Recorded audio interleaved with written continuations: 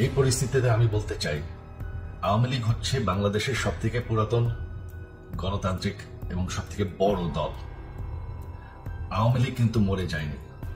আওয়ামী লীগ এই দেশকে, বাংলাদেশকে স্বাধীন করেছে। আওয়ামী লীগকে শেষ করা সম্ভব না। আমরা বলেছিলাম যে আমার পরিবার আর রাজনীতি করবে না, তবে আমাদের নেতাকর্মীর উপর যেভাবে হামলা হচ্ছে, এই পরিস্থিতিতে আমরা হাল ছেড়ে দিতে পারি না। বাংলাদেশে যদি গণতন্ত্র, নতুন বাংলাদেশ গড়ে তুলতে হয়, আওয়ামী লীগ ছাড়া সম্ভব না। আওয়ামী লীগ হচ্ছে সব থেকে বড় দল। আওয়ামী লীগ কোথাও যাবে না, আওয়ামী লীগ শেষ হয়ে যাবে না। আওয়ামী লীগকে শেষ করা সম্ভব না।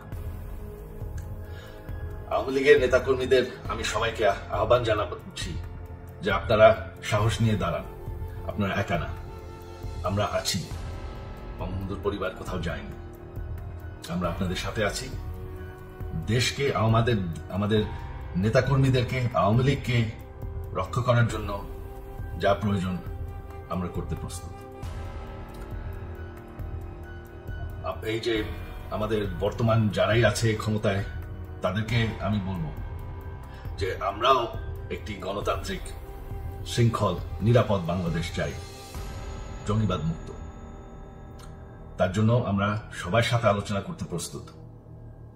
শুধুমাত্র তারা যদি জঙ্গিবাদ এবং ভায়োলেন্স বাদ দেয়। শেখ হাসিনা মরে যাননি, আমরা কোথাও যাইনি। বাংলাদেশ আওয়ামী লীগ ছাড়া গণতন্ত্র, নির্বাচন সম্ভব না। এই বলে আমি আমার কথা শেষ করছি। জয় বাংলা।